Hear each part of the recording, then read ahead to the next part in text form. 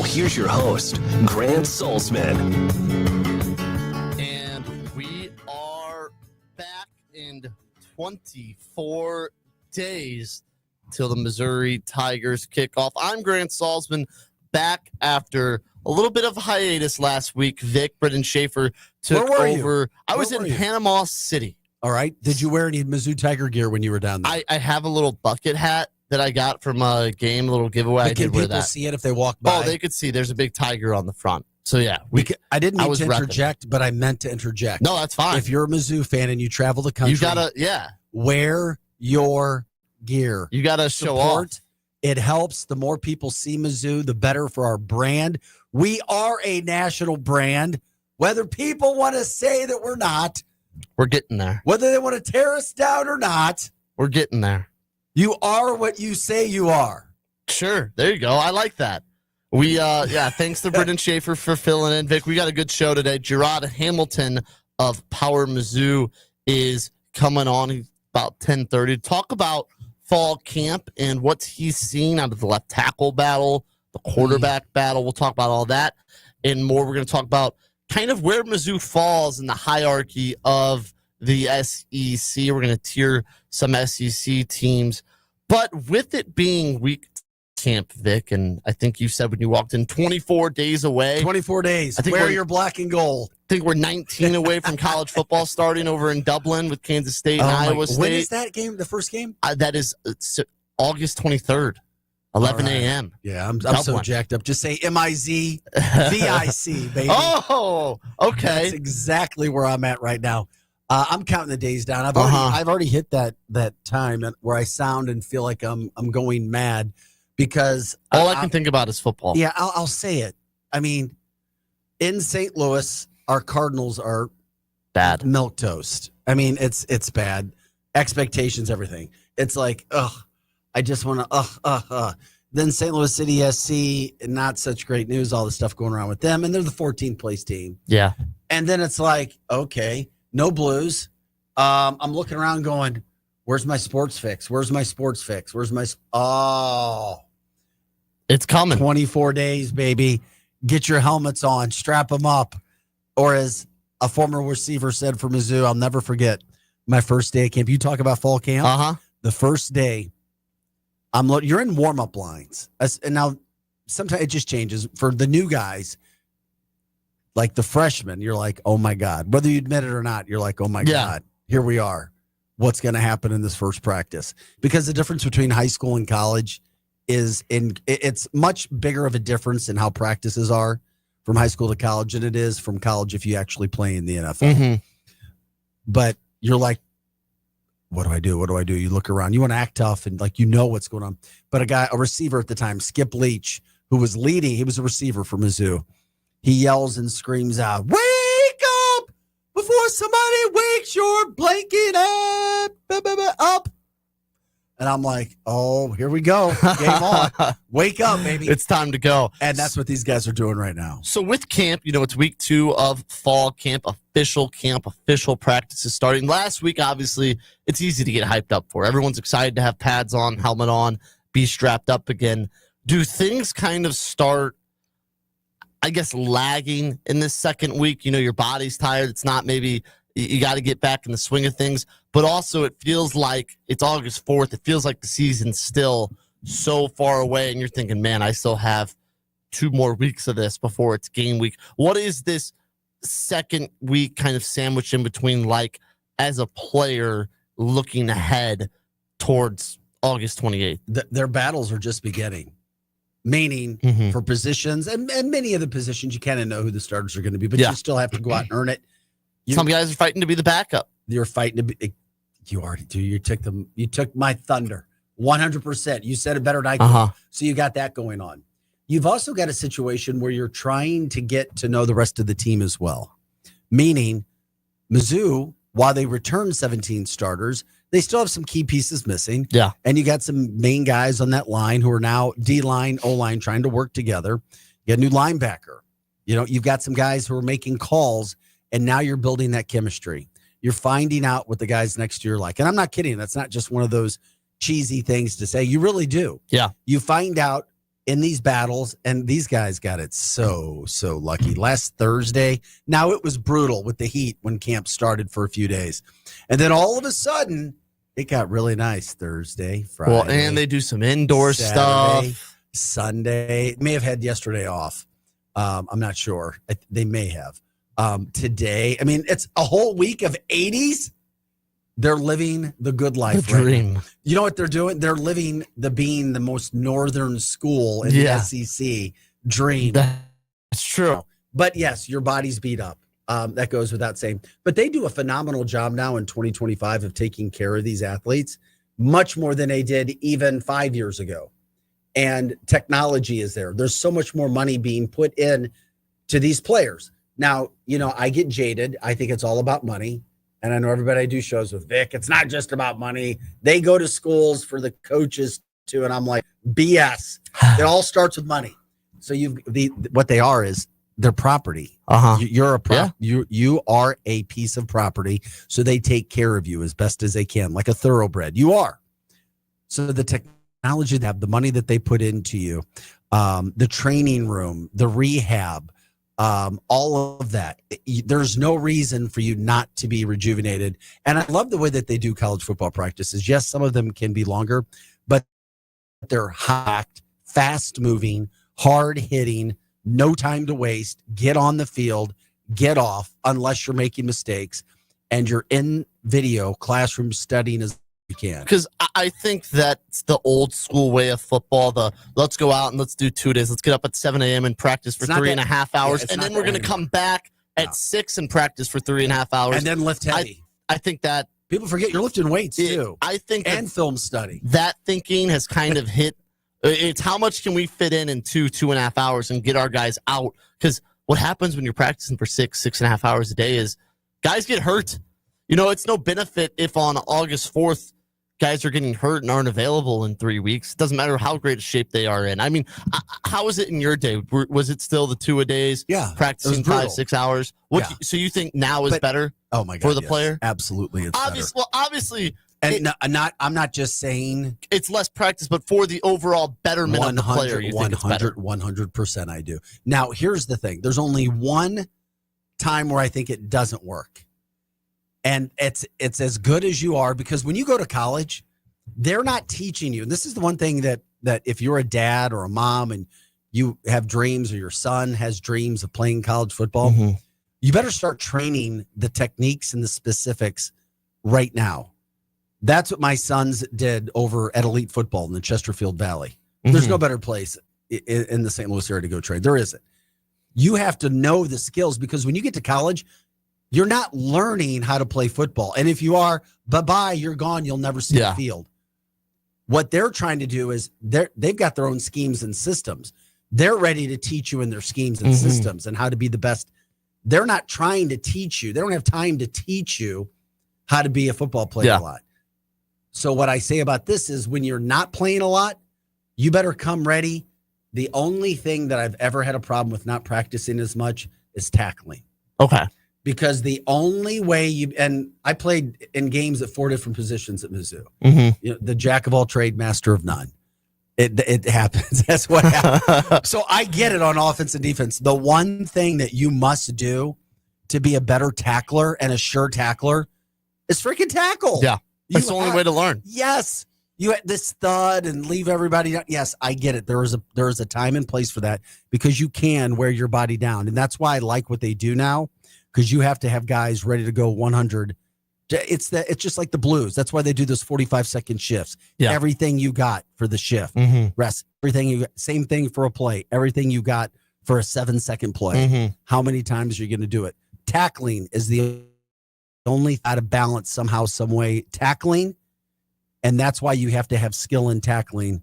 And, you know, they do enough of those drills, but I do like how they handle it now. Okay, I want to continue with fall camp. We'll definitely do that in the second half. But before we talk about a little more fall camp, that's at the NFL level with Luther Bird and some other guys. I want to talk about where Missouri fits kind of in the scheme of the SEC, Vic. Now, good luck. If we're going to tier this, it's insane. Let's start with, you know, national champion favorites, contenders, which I think both of us, even though we're biased, I don't think Missouri is in that category. For that category in the SEC, I would put Georgia for sure. I would add Texas to that. You have to add Texas. I mean, the SEC media picked Texas number one. After that, I don't know if there's any other national champion really. Well, let me ask you this: favorites, contenders in the SEC. Do you put Georgia? Do you think Georgia has a better shot than Texas with what we know now? I would say they have pretty similar chances. I like their chances better than Texas, but I know a lot of people think I'm crazy. That's fine with that. I don't think that's crazy. I would call them a coin flip but I think they're the two favorites. Now I think you would go this next is like college. Texas lost a lot. They did.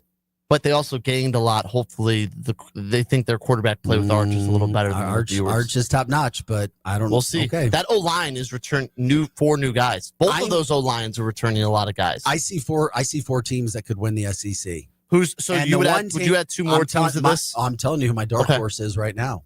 My dark horse is LSU. I don't know. And that if I'm going to pick, I'm going to pick LSU or Georgia. And I like LSU because I think the best in the SEC is Nussmeier, their quarterback. I think he is better than Arch.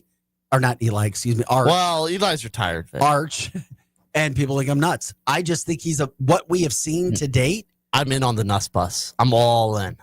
I'm like, second-year quarterbacks at LSU, the last two have won the Heisman. Are you kidding me? Okay. Joe Burrow his second season, won the Heisman. I watched him. Daniels' his second season, won the Heisman. I like it. I like what they have going on there. Who's the other team you would have? And Brian Kelly's on the hot seat. And they've got a terrific coaching staff.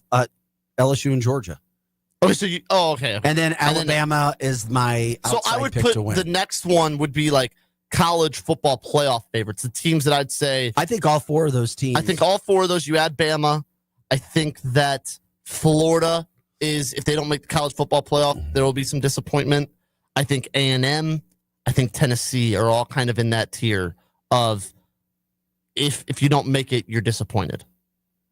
But okay, yeah, no, I'd put them a tier above Missouri. Wait a minute, why a tier? Okay, case in point here. Why would you think Tennessee would be a tier above Missouri? Because I think that I 100% disagree with you. I think that if they don't make the college football playoff, after making it last year, that's a disappointment. If Missouri goes 9-3, I think we're talking fan about base breaking down where Missouri sits, and I still think that Tennessee sits a little higher. I don't see it that way. Okay, so let's take Tennessee out of that. The next one I would say Tennessee behind Missouri because Missouri's returning 17 starters, and that's not me being too slappy. I just, honest to God, feel that Missouri and their defense and the way that Eli is going to play football is going to be something that I wish that they could play Tennessee head-to-head. I agree. And I think Missouri has an easier schedule than Tennessee. That is which is why I put Missouri above Tennessee. That's where I'd say right now I think Tennessee could be a better football team than Missouri, but I think Mizzou could have more success this season because of that easier schedule. Okay, so let's take Tennessee out of that second Nonetheless, tier. Isn't this fun to talk about? It is. 24 days away. And we'll be able to update this throughout the season, our tier list. I think in this third tier, it's a limited tier. I think how many tiers do we have? Well, after this one, it's kind of teams that are middling. I think this third tier is Missouri. We'll add Tennessee and South Carolina. I think that's fair. I think those are three teams that are hopefuls for the college football playoff. Who's in the second tier again? I said if we put LSU in the first and Bama in the first, I said Florida. I said A&M, and I said Tennessee, but then I took Tennessee out now. So two in the second tier. I would add Ole Miss in the tier with Missouri as well. So that's where most of the teams are. I would think that third tier is the teams that I think are good enough and to make the college football playoff. I would put here. How about this? Not to confuse things. I'll put Missouri in the third tier, but I still think that they get a higher seeding in the third tier. Their schedule's easier. Yeah. I won't put Missouri in the second tier yet, but I don't understand your thought process for Florida there. Because I think that Florida, DJ Lagway, I think is a stud. That second tier is more of the college football playoff or bust for how their seasons will go. If Florida doesn't make the college football playoff, that's a failure. So then it's expectations of fans and media. Yes, but mixed with how good I think they are. And I think Florida is good enough to make the college football playoff. Expectations for Mizzou by media and fans are like, well, if they don't make the college football playoff, we're not upset because we lost a starting quarterback. Is that? I think so. Okay. But I think that Missouri's good enough to returning make 17 freaking starters. That's why I put them in that third tier because they're good enough to make go 10-2 and make that college football playoff. Them accountable because yeah. you return 17. Let me ask you this: would you rather return? I guess would you rather return your quarterback?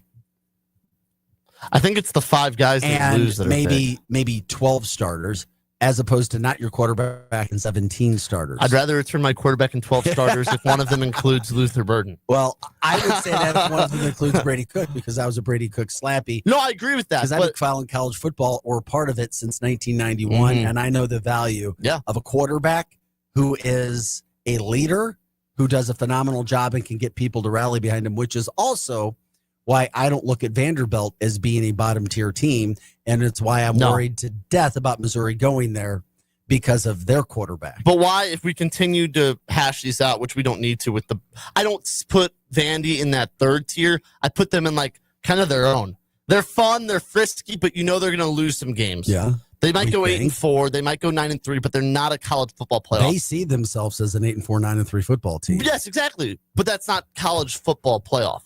I think Missouri sees themselves as a 9-3, 10-2 team.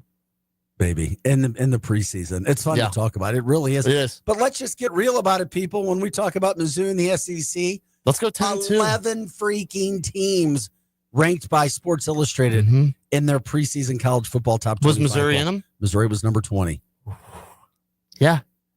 This conference just put it that way. Missouri at 20, one of 11 teams in the SEC that are ranked in SI's first college football poll. I'll say this. It's insane. You have to be undefeated going into South Carolina to prove that you're legit. You mean legit means what? Legit means that you can make a college football playoff. Okay, I ask all these questions. I'm sorry. To prove you can't lose one of these first 4 games. Hell no. Or is it 3? It's 4. 3 and then South Carolina. 3 in South Carolina. You can't lose to South Carolina and be considered a playoff team. South Carolina is pretty good. I know they are. But you got to beat them. And you had them beat last year on their field. Yeah. And you returned 17 starters. I know the 2 guys that made it happen in the final drive aren't back, but I don't think you're in a position of that magnitude to have to make that play with this team. I just don't. I'm excited for Ahmad Hardy. I can't wait to talk to Gerard about I listened to he's gonna be a stud. Well, I listened to I can't remember what linebacker was talking about him. Newsome. Yeah. By the way, Newsome on the bucket list preseason award. A lot of expectations for Newsome at the linebacker position. Tollison was on the award for the I can't recall the name. The best center. Yeah.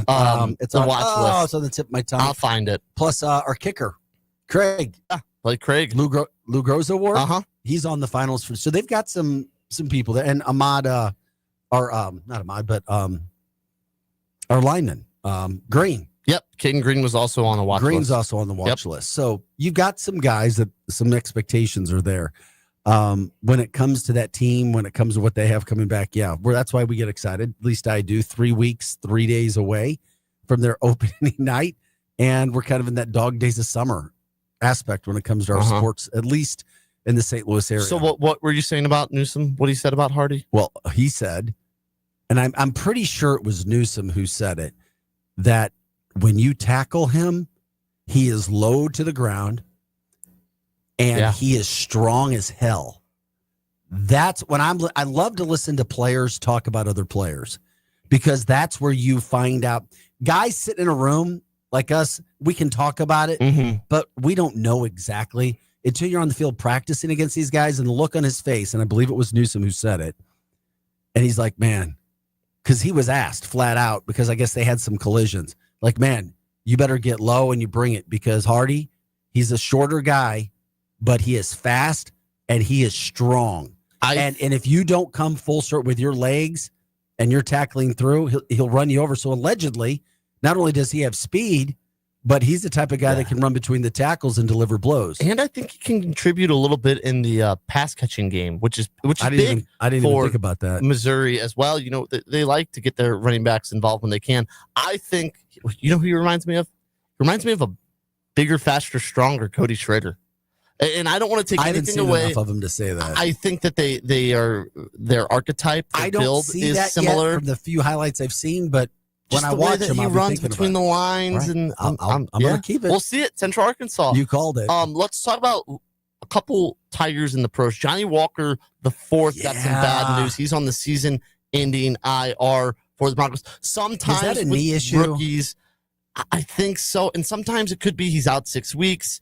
What do we really want to do with them? Let's put him on there. Let's let him get the care he needs and get stronger. Hopefully he can come back season 2 healthy. Yeah. Well, like you brought up Cody Schrader. Cody's back. Looks like he's doing well. Mm-hmm. With the Rams, all indications are he's going to make the team again. Good special teamer. And I'm like, okay, we got another Tiger. Seeing Cody get a year 2 in, which would be great. Now Luther Burden is turning heads at Bears camp. A little bit of, he had some injuries. Apparently Ben Johnson got into him a little bit at practice, but he's turning heads at that Bears camp. And I've said all along, I think by the end of the season, people will look at Luther Burden. He will be the best receiver on the Chicago Bears roster. Luther will be as good as Luther wants to be. Yeah. I think many people that have been around him know what Luther is all about. From his time being a young kid, from Cardinal Ritter to East St. Louis to Mizzou, he just stands out. Mm-hmm. And when that kid is put in spots, I say kid, young man now, is put in spots to succeed, and he's hungry and motivated, look out. Yeah. You've got a true talent. Being a Detroit Lions fan, I can't stand the Bears. I'd love to see Luther do well. Ben Johnson was fantastic. I love him because he stayed for an extra year in Detroit. Mm-hmm. But go have your success, whatever, Luther. Not a fan of the Bears, but Luther, no doubt in my mind, can not only succeed, but can it be a breakout receiver for them with Ben Johnson? You think of the system he's in with Ben Johnson, Absolutely. A quarterback and Caleb Williams with that talent going into year 2. I think that it would have been tough to find a better spot for Luther Burden to be drafted in. Yeah, it works out perfect for him. Sometimes it does. Sometimes you go a little bit later than what you were hoping to, and it works out all for your account. I think so. I think that's how. And you're not it will stuck in pan out. Jacksonville. Yeah, or there's some places you could be stuck in that are worse than Chicago, that's for sure. Let's take a quick break. Come back. We're going to talk to Gerard Hamilton of Power Mizzou, and he's been covering Mizzou in fall camp, and he's going to tell us about this quarterback battle, Vic, which is heating up. Some battle for lineman positions on both ends of the ball. There's a lot to discuss. This is MIZZOU on the Lou Information Station. We're live and on demand at louinfo.com. In your city with Kelly and Gordon. It's the hottest happy hour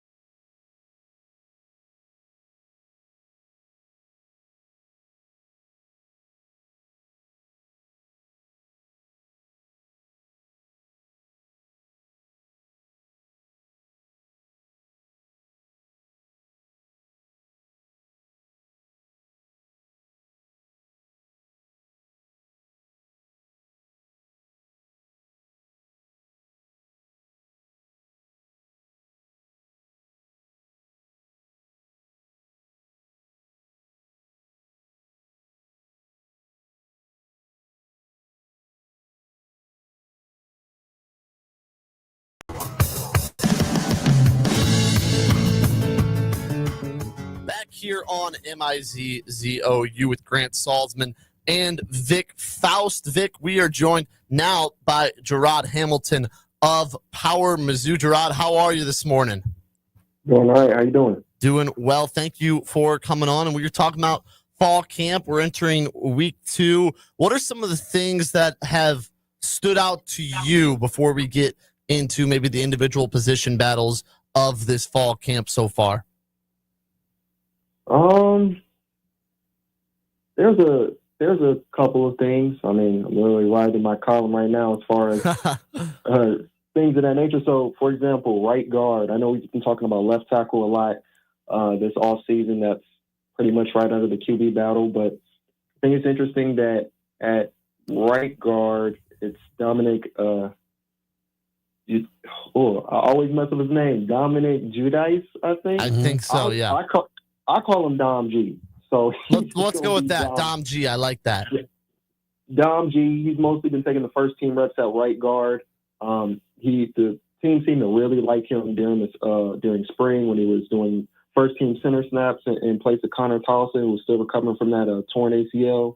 Connor's back in the fold. He's fine. So they got Dom at right guard. I asked Coach Drink about, is the position do you want to name him the starter? And he was just like, a little early to name him the starter, but I feel like but he did say he's doing a good job. I feel like we're just waiting on a formality there. Yesterday, I don't know if it was I want to say yesterday at practice, something interesting. Connor was not there. On Saturday, Coach Drink said, he got dinged up or whatever, but he called Connor old, basically. So it may have just been a rest day. It's not anything serious anybody needs to worry about. But I noticed Dom was taking center snaps with Bo and Sam and stuff like that. And usually Dom is not with the centers during practice. He's only there when Connor is not. And so I think I've learned that Dom he might be the second string center in case of anything happens. And maybe someone like Tristan Wilson, Logan Reichert or Jalen Early, there's a list of names. They could fill in at guard and then Dom would slide over one to center if that's the case. So I think that's a pretty interesting one. And then left tackle, Johnny Williams and Javen Richardson seem to be the top two. Javen's taking most of the first team reps. And Coach Drink said they're both doing, they're both doing well so far, and that he hasn't noticed left tackle, which is probably the best compliment you can give somebody at that position. So noticing a lot as far as the offensive line, and then quarterback, they're being a little bit hush on it. So we kind of still got to see, and I think we'll learn a little bit more this week. I love hearing that too. Judice, he's a graduate. Yeah. He's an older kid. It makes sense. Experienced. He's been on the line. He's been through some of those battles. He's got a lot of reps. I'm glad that you gave us that update just from a Mizzou standpoint of being a homer, in the fact that if anything, we know at the offensive line every year, even if you have returning starters, Missouri doesn't really have some base of 5 returning starters. So I'm glad to hear that is damn good news that he can do that he can be as good from a depth standpoint to be able to play center as well as playing from a guard standpoint. And he's a big dude. Yeah, and Gerard, I wanted to ask a little bit about that quarterback. So what we've seen from the guys, videos that come out of Beulah throwing it, Horn throwing it, Zoller's throwing it. Who's looked the best, in your opinion, in the drills so far, spinning the rock? It's kind of hard to tell. Yeah. But I tell people, we get to see the first 30, maybe 45 minutes of practice, and it's all the same. It's all usually against air. Throwing against the air, they all look pretty good. There's no one where I'm just like, oh, look, that's bad, or it's okay. We'll get to know a little bit more. I don't know if it's today or maybe sometime yesterday after we left practice if they had their scrimmage, but that's when we'll know a little bit more about as far as who's really leading this thing. I will say something that I think is interesting. Last Sunday, not this one, but the one before that, we had media day, and Drink made a concerted effort to say, Matt Zollers, it would take a lot for him to win the job. And I'm not trying to get anybody up saying that he will win it, but he likes what he sees from him. And I will say, just from when you look at Matt Zollers, you can see why, not this year, maybe next year, he may be competing for this QB job. Like, he looks like a true quarterback. He's got some zip on the ball. I mean, we don't get to see too much, but like, there's just things you can see where you're just like, I can see why they would like this guy. He's got a strong arm, throws a nice spiral. He's got the size.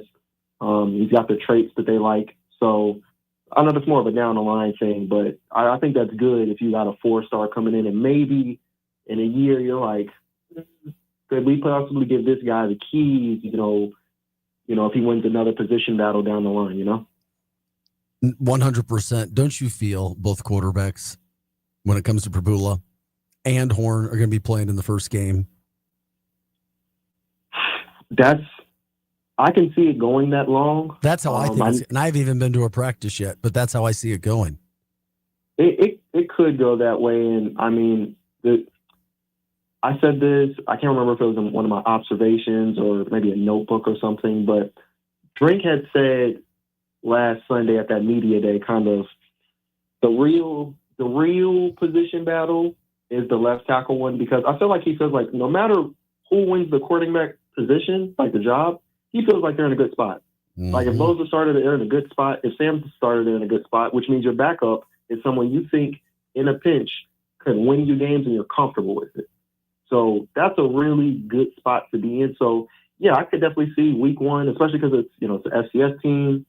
You're at home, like whoever starts the first quarter or the first half or whatever, you would think by halftime you're up enough that you can still not only give the other, QB who's mainly in contention for the job, but maybe you'd be able to give Matt Zollers a couple drives in. Like, you should be able to run both quarterbacks, if not three, in that first game. Yeah, and that's something we saw 2 years ago with Missouri against South Dakota. Brady Cook took the first half, and then Sam Horn had a chance to play the second half. Didn't get the ball a lot, if I remember correctly, in that game. Correct. I want to shift now to the defensive side, Gerard. I think that I saw something, it was either earlier this morning or last night, about how Missouri's hoping to be able to rotate 4, 5, 6 guys just off of the defensive edge. What's that say about the depth that the Tigers have, specifically on the D-line and at that position? I mean, 6 might be a lot, but 4 to 5, I think. No, you're on track. Since I think spring ball was like maybe February 28th or March 1st, something like that. It's the first time we got to talk to Drink. Since then, anytime you ask him about edge, he's almost blushing. He loves this group. They've got tons of depth.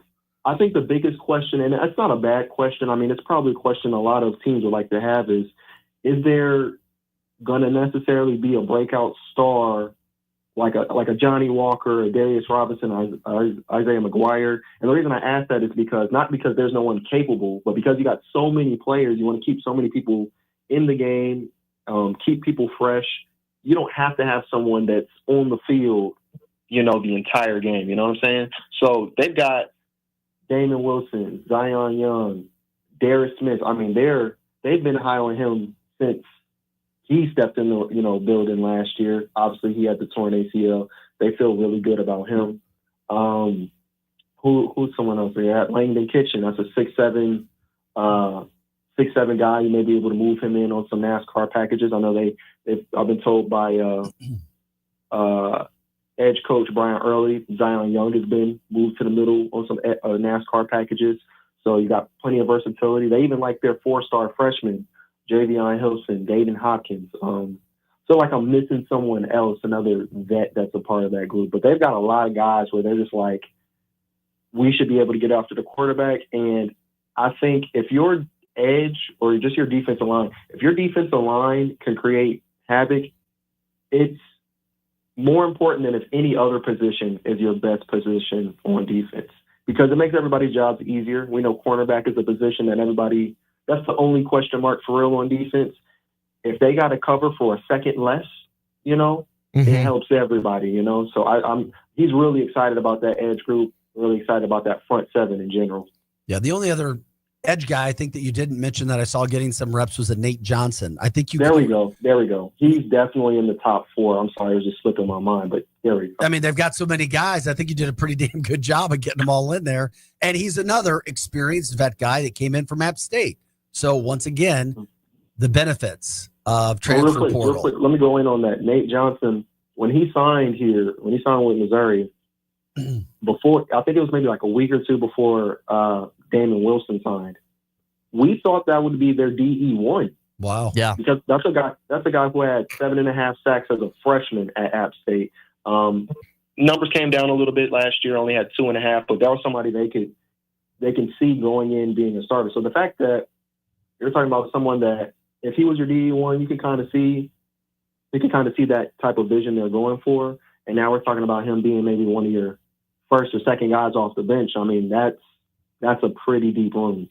Now, we talk about the veterans, the guys that have been here for a while that are going to make some impacts. What about some freshmen that have stood out? Because I feel like it's always a question mark when you have true freshmen in. Do we redshirt them? How much of an impact are they really going to have? Do we want to waste the year? But now with the advent of the transfer portal, who knows how much redshirting really benefits? What true freshman do you think could come in and make a serious impact on this team?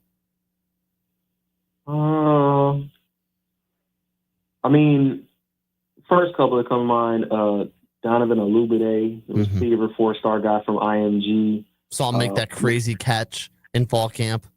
And then Marquise Davis, running back, another 4-star guy. When they were going to practice yesterday, he walked past me, and I'm like, this guy's dope. He's like 6 foot, 205, somewhere around there. Like, he's already SEC size, and so that's good. But I don't know. At some point, I do see them getting reps and stuff like that. It's just going to be a little hard. I mean, Coach String, I posted something this morning as far as just Coach String talking about consistency, especially at wide receiver. And I asked him specifically about Donovan and how can he work his way into this rotation? Because I know they really like him. They see a lot in him. One of the more talented freshmen he's had. But when I asked him about it, he was just kind of like, Donovan has no problem running routes, getting open. He's just got to be consistent, catching the ball in traffic. And it's just the first week of fall camp, so no one should, trip too much about it. But that is something different. You play at a powerhouse like IMG. You're usually one of the best players on the field. You're probably catching the ball over much smaller people, or you're wide open. So he's got to make that adjustment period. But like you said, you've seen the one-hand catch. He had another one in spring ball that everybody was talking about. The fact that he's already a pretty good route runner at this level, like, you can work on, getting your hands a little bit better. And it's not that he can't catch. I haven't seen him drop a pass yet from the times I'm out there. Obviously, I'm only there for like a quarter of a 2-hour practice, but it's nothing too serious, So that could be a guy. Marquise Davis, like I said, he has that size. He's got that ability to kind of be a north and south guy, but he's also got he's got a little speed on him. Although right now, ironically, he's been wearing 77 in practice. And his normal number will be 7. And when we asked Coach Drink that, he's like, we basically had to give him that because he's been slow.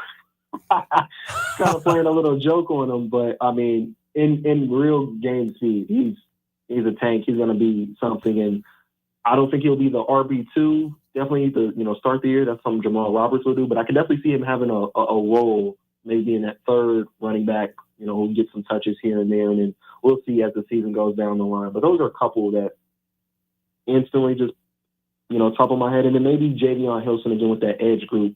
That's someone else that they, really like. There's a confident group that you're covering, isn't it? It's got to be fun to see that. You notice when you're talking to guys. Obviously, when a season starts, everybody's like, oh, we're so excited. But to me, when I see the interviews and when I read the quotes, there is a confidence that's legit. If I were covering them like you were, I think I'd see it. What do you see? You agree? As far as the edge group or just the team in general? The team in general, that confidence level that they have. Yes, I think, this is going on my 4th season covering Drink, so feel like I'm good at kind of reading some of it's just coach talk, and then when it's legit, like, guys, I'm excited about it. You see it when he talks about the edge group. You see it when he talks about linebackers. he's pretty happy with that defense. But I feel like he's also honest and open as far as other positions. And if they're not necessarily where they need to be, he knows left tackle's a thing, but he did say, Javen and Johnny have been performing well. Quarterbacks, he mentioned on Saturday that quarterbacks, it's been up and down as far as just that first week of fall camp. He said they had some type of, I think it was a 2-minute drill on Saturday, and both Horn and Pribula, they threw picks, and then they came back and then they threw, they scored touchdowns. They led touchdown drives. So just kind of finding that consistency. But yeah, you can tell when he's for real and when he's not, and he's just kind of saying things. But I would also feel like, why shouldn't he be confident? You're 21-5 in the last 2 seasons. You start the season out with 6 straight home games. You think you got a quarterback battle where really you don't feel like you're losing. I mean, it's really like whoever wins, and we should be good regardless. I mean, and your biggest thing is figuring out that left tackle spot. And there's still ways you can scheme up ways to kind of help your left tackle with chips and all types of stuff like that. So, I can see why you're confident, and he should be. And there was one more position group I wanted to ask you about, the safeties. I saw you post about that and talk about that a little bit in a recent article. I think it's another position where it's kind of almost an embarrassment of riches. It feels like the strength is incredible. It feels like 3 or 4 guys, Rod, that could play at the safety position and make a serious impact. Yeah, what I like about the safety group is there's a player that fits every type of safety they need. So, you got that star role held by Dalen Carnell, kind of in the box, in the slot type of area, can guard the tight ends, can kind of help in the run game, stuff like that. He's going to be one of your better players. I like the addition of Jalen Catalon. That's a 3rd-team All-American last year. Back in the day, he was a 1st-team All-SEC selection with Arkansas, so he can play. I like what he can do in coverage. He had 5 interceptions last year, so I think that's the biggest one, obviously, from a name value and from what they need. I feel like last year they had, Marvin Burks and they had Joe Charleston doing it, and they were fine. But Drake admitted, multiple times they have, coverage breakdowns from the cornerbacks and safeties last year led to a lot of big plays that led to touchdowns. So I like Catalan being that free safety, that high safety they can have back there to do that.